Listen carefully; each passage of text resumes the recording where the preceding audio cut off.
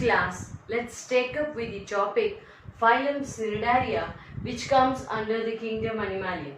So in the previous class, we have discussed about the phylum Porifera. So the next phylum, which is a bit developed phylum from the phylum Porifera, is the Cnidaria. So previously, this phylum was called as Coelenterata. So this phylum was previously called as the Coelenterata. So coming to the general characters, there are around 9,000 Cnidarian species are present, right? So introducing the phylum Cnidaria. So in the general characters, we can see there are around 9,000 species of Cnidaria are present. They are mostly marine in nature. They are sessile. Sessile means what? They are not able to move. And some are freely swimming species. Okay, so some are freely swimming species. So coming to the body parameters, they are radially symmetrical species. Okay, so they are radially symmetrical species and they are diploblastic. So they have diploblastic germinal layers. What do you mean by diploblastic germinal layers? Only 2 germinal layers are present. So right. So they are acoelomates. What is that? What do you mean by the term acoelomates? Absence of fluid filled body cavity. Right. So they are acoelomates. Right. So we have discussed that it has only 2 germinal layers. So what are they? Outer ectoderm and inner endoderm.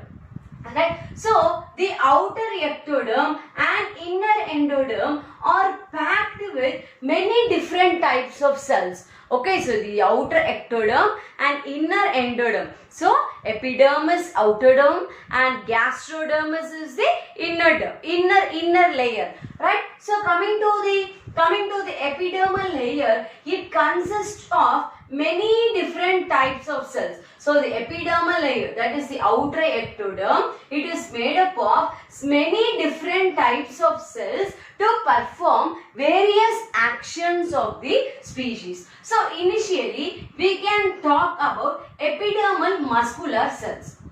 Okay, so these epidermal muscular cells are in the form of 2 layers. One is connected to the external cavity, external body surface. Uppermost layer is connected to the body surface, whereas the internal layer is connected to the longitudinal axis of the body. Okay, so the epidermal muscular layer is of 2 types. It consists of 2 layers. So the outermost layer is attached to the body wall, whereas the internal layer is attached to the longitudinal surface of the axis of the body. Right. Then next type of cell. This is the first type of cell. So coming to the second type of cell, they are glandular muscular cells. Okay, so they are glandulo-muscular cells are present. So coming to the glandular means what? It secretes a substance called as mucus. So likewise, the epidermal cells consist of glandulo-muscular cells which is secreting a sticky-like substance. It is secreting sticky substance which is very useful for the attachment of the species to the substratum. That is what, because of the stickiness, the species are able to easily catch its prey. Right? So that is the substratum. Right. So glandular muscular cells. Then interstitial cells. So these are the totipotent cells. So what is totipotency? The ability to regenerate many different types of cells. So such type of cells are called as the interstitial cells. Then next type of cells which are present in the epidermal layer are sensory cells. So sensory cells, what do you mean by the term sensory? See, what is that? Sensory is nothing but which which is the communication system. Okay, so sensory cells are the types of cells which gathers the information from the external environment inside the species, and it conveys the responses from the species to various parts of the species body, right? And so these sensory cells are mainly present in the tentacles and hypostomes, which is in close association. Hypostome is nothing but the mouth of the species. Tentacles are nothing but the, what is that, which is useful for the sensations. So tentacles, hypostomes are nothing but the mouth, right? So it is very close to hypostome and tentacles, right? The sensory cells are in close association to the tentacles and the hypostomes. So coming to the sensory cells, so in the phylum Porifera, we have seen there is no nervous coordination in the phylum Porifera, but in case of the Cnidaria, these are the first species, first in the evolutionary theory itself, these are the first species which is having the primitive neural coordination, right? The primitive neural coordination, those are seen in the phylum Cnidaria. Then next, it consists of nerve cells. So what is meant by the term nerve cells? Nerve cell, it generates the responses. Okay, so when the tentacles or hypostomes bringing some information to the nerve cells generates the response and it sends back the command again through the sensory cells. So the informations are passed from the sensory cells to the nerve cells. So the nerve cell generates the impulse and the command again passed to the sensory cells, and again it goes to the tentacles or the hypostomes. So hope you are clear with this. And then germ cells are present, which is used for the process of reproduction. So in some species the germ cells are present in the epidermal layer, but in some species the germ cells are present in the endodermal layer. So this point is very important. So if you when the topic moves on, you will be able to understand. So coming to the germ cells, so germ cells are mainly meant for the process of reproduction. In some species the germ cells are present in the epidermal layer, whereas in some species the germ cells are present in the endodermal layer. So this point is very important. Then the most important cell which is present in the epidermal layer is the cyanoblast. So cyanoblast is a type of cell which is used for the defense mechanism. So defense mechanism means what? To protect itself. The species have the ability to protect itself. So whatever may be the species, it has to protect itself, or even it has to attack the other species for its prey. Am I right? So for this cyanoblast, these are the special type of cells which are what is that? Offensing, which is used for the offense or defense mechanism, right? So what is that? The cytoplasm of the cyanoblast consists of a toxic substance called as hypnotoxin. Okay, the cytoplasm of the cyanoblast cells consists of a toxin called as hypotoxin, which is the cyanoblast is nothing but the stinging cells, right? The stinging cells, the cytoplasm of the stinging cells consists of a substance called as hypotoxin. So hypnotoxin. So during emergency, this hypotoxin, with the help of the amoeboid cells, it diffuses through the mesoglial layer. So what is mesoglia? The incompletely formed mesodermal layer is called as the mesoglia. Right. So mesoglia, it travels to mesoglia and reaches the tentacles, and from tentacles it is used for the process of stinging. So with the help of tentacles, it is doing the process of stinging. So this cyanoblast is a special type of cell which is used for offensing. So during emergency, the cyanoblast consists of a toxin substance called as hypnotoxin, which diffuses through the mesoglia through the amoeboid cells and reaches the tentacles, and from tentacles it is offending the, or it is protecting itself from the emergency situation, right? So this is about the epidermal cells. So coming to the epidermal cells, we have 1, 2, 3, 4, 5, 6, 7 types. So first one is epidermal muscular cells, second one is glandulomuscular cells, third one is interstitial cells, fourth one is sensory cells, fifth one is nerve cells, sixth one is germ cells, and seventh one is cyanoblast, right? So coming to the next part, that is the endodermis. So outermost layer, epidermis, what is that? Ectoderms, they are called as epidermis. Endoderms, they are called as the gastrodermis. So coming to the gastrodermis, it consists of two types of cells. First one is nutritive cells. So nutritive cells are used for digestion. It is used for the providing of the food substances. Okay, it is used for providing of the energy. Then coming to the gland cells, it secretes the digestive enzymes for the proper digestion of the food substances. Okay, the glandular cells consist of some digestive enzymes which are used for the digestion of the food substances. So hope you are clear with all the general characteristics. So this is about the outer ectoderm and inner endoderm. So what happens in the metagenesis? Metagenesis and polymorphism. So what is that? This is the process of reproduction. So coming to the process of reproduction, this phylum Cnidaria is categorized into two different categories. Okay, first stage, it happens in two different stages. The first stage is called as polyp and the second stage is called as Medusa. Okay, the first stage is called as polyp and the second stage is called as Medusa. So coming to the polyp, they are what is that? They are cylindrical in shape. Okay, so the polyp is cylindrical in shape, whereas the Medusa is umbrella shape.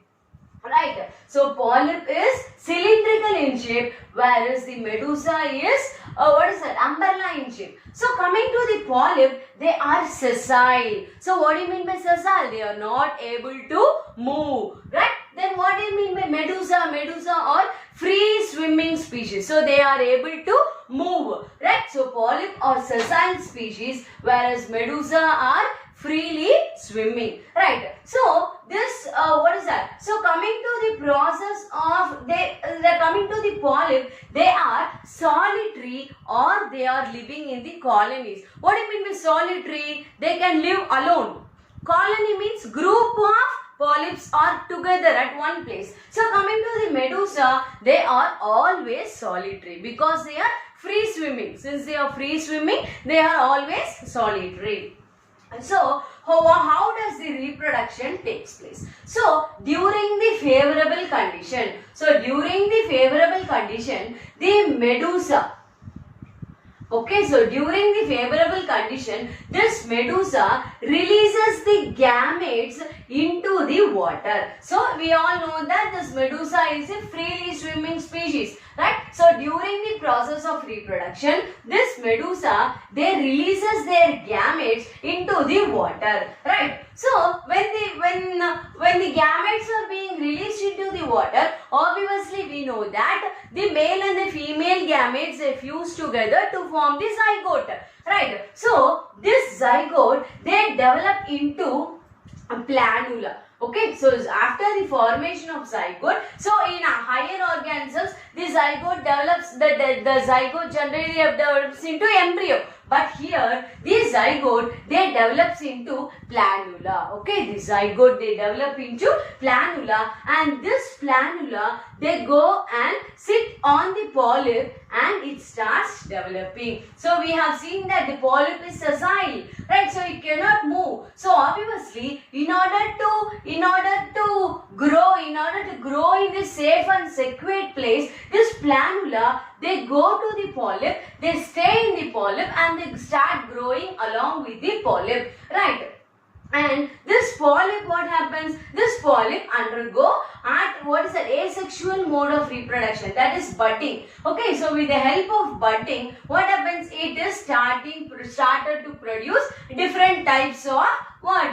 This species. Okay, so budding happens in case of the polyp. So what happens? So during the process of reproduction, this Medusa, it releases the gametes into the water. So as a result of that, the male and female gametes they fuse together and to form the zygote. Later, this zygote develops and it forms a stage called as planula, where this planula migrate towards the polyp for its growth and development. And at a favorable condition, again this polyp, it undergoes asexual mode of reproduction like budding for the enhancement of the species, right? So for the enhancement of the species, right? So coming to this polyp, this polyp, it consists of 3 different types of cells. Okay, the polyp species. So we have seen about the polyp and Medusa. So coming to the polyp, this polyp type of cnidarians, they consist of 3 different types of cells. First one is gastrozooids. Okay, so gastro means we all know that it is related to nutrition. So gastrozooids, they are useful for the process of nutrition. Okay, then next one, polyp, next type of cells which are present in the polyp, it is called as dactylozooids. Okay, so the dactylozooids, it is useful for protection. Okay, so dactylozooids for protection. Okay, so we all know gonozooids. So gonads means what? Reproduction. So gonozooids are useful for reproduction. So whenever you find the term epi means outer covering, so you have to keep in mind. Endo, it is interior, so internal part, you have to keep in mind. So if it is gastro, you have to keep in mind it is the digestive tract. Gono, it is the reproductive tract. So these are some terms which you can easily identify what mechanism is happening in which part. So when I say the gastrozooids, you should be able to think that since the word gastro is present, it is related to the digestive system.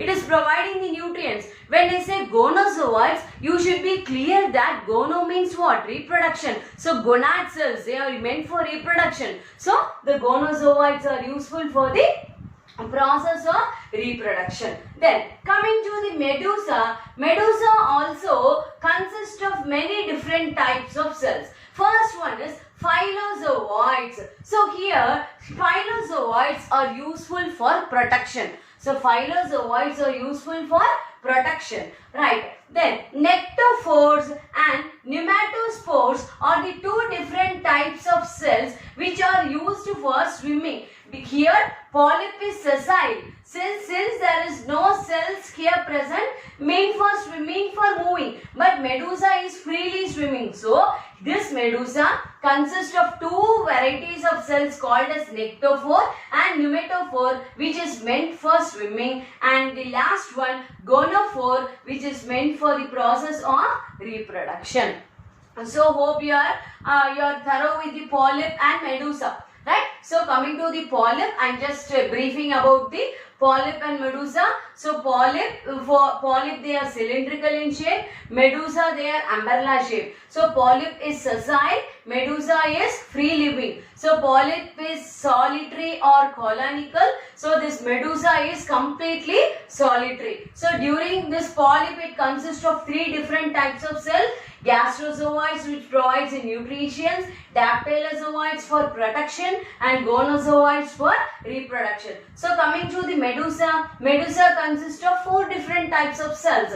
First one is phylozooids, meant for protection, nectophores and pneumatophores for swimming, and gonophores for the process of reproduction. So during the process of reproduction, the Medusa releases the gametes into the water. As a result of that, the male and female gametes fuse together to form the zygote. Zygote develops into planula, and planula they migrate towards the polyp and it starts developing in the polyp. So during favorable condition, this polyp undergoes asexual mode of reproduction like budding for the enhancement of those particular species, right? And so coming to the class, so this phylum Cnidaria is divided into 3 different classes. Okay, so it consists of 3 different classes. Okay, the first class is called as Hydrozoa. So example of Hydrozoa is Hydra. So if we are talking about the Hydra, the part which is protruded inside, the inward curve which we have seen is hypostome or mouth.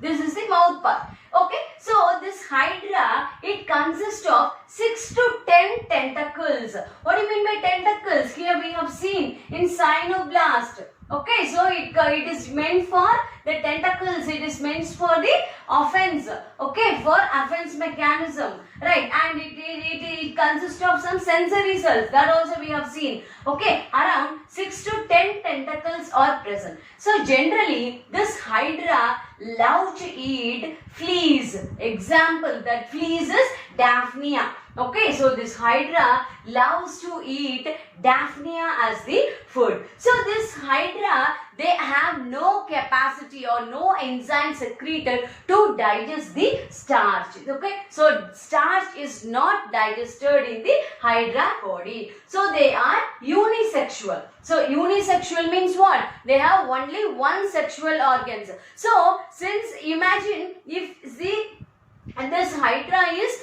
only one, it consists of only one, reproductive organ. So if this Hydra is going to have, it should always undergo what? Only asexual mode of reproduction. Though if it is releasing its gametes into the water, there will be no chance for fusion. So this Hydra, there is no Medusa stage and no metagenesis is seen in case of the Hydra. So this point you have to keep it in mind. So no Medusal stage and no metagenesis is seen in Hydra. So coming to the Hydra, they love to live in cool water. They love to live in cool and clean water. Okay, so this Hydra is always, it always lives in the fresh water. Okay, so fresh water and cool water it loves to live, right? So then coming to the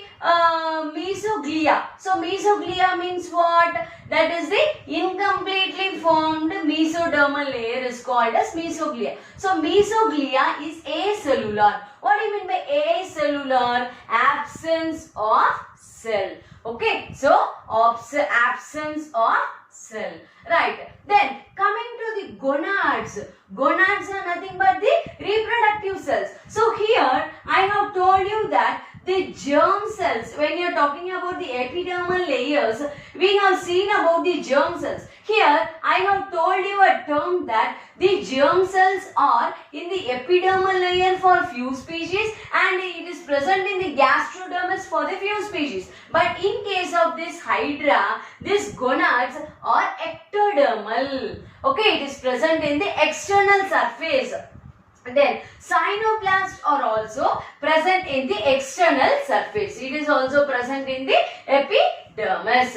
Right. So coming to the Hydra, what is that? It is the fresh water and the mesoglia is acellular and gonads are ectodermal in origin and this cyanoblast also they are present in the epidermal layer. So this is about the class Hydrozoa of phylum Cnidaria. Then coming to the next class, Scyphozoa. So coming to this Scyphozoa, we can go with the example of jellyfish. Okay, so Aurelia, okay, it is the scientific name and common name is the jellyfish. So coming to the jellyfish, they are purely marine, exclusively marine, and they are Medusa. They are Medusa means what? They are bisexual. They are able to release both the male and the female gametes. So they are Medusa, and they have thick mesoglial layer. So outer ectoderm and inner endoderm, and this mesoglial layer is very thick in case of this jellyfish. Right. Then here see, this gonads are endodermal. It is present in the gastrodermis layer. So this gonads are in the endodermal. So what is that? During the process of reproduction, this gonads, that is the male and the female gametes, they enter into the digestive tract, and from digestive tract it comes up, it is released out through the hypostomes. Okay, it is released to the mouth. It is released to the mouth. Right. So coming to the cyanoblast, it is present both in the epidermal layer as well as in the endodermal layer. Okay, the cyanoblast, they are present both in the epidermal layer as well as in the endodermal layer. Okay, then this is about the class Cyphozoa. Then coming to the next class, Anthozoa. Next class is what? Anthozoa. So Anthozoa, we can go with the example of Adamsia. Adamsia, common name is sea anemones. Right. So these are also, what is that? Exclusively marine. Okay, so these are also exclusively marine. So polyp, they undergo polyp. So polyp means what? They cannot move. They are sessile.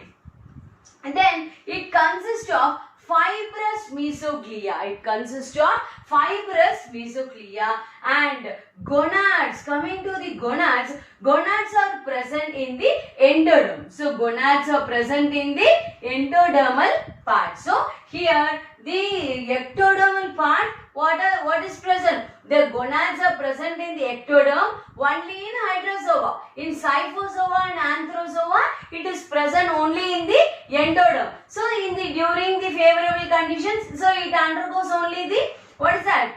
Division. Then coming to the cyanoblasts, the cyanoblasts are also present both in the epidermal region and in the endodermal region. So coming to the, once again, class, coming to the general characters, the symmetry, coelom, germinal layers. Then germinal layers we have discussed about two, outer epidermal layer, inner gastrodermal layer. Then again coming to the metagenesis and polymorphism, we have discussed about the polyp and medusa. And coming to the and we have seen about the many different types of cells which are present in the polyp and medusa, and we have discussed about the class of the phylum Cnidaria. In the next class, let us discuss about the phylum Platyhelminthes. Thank you.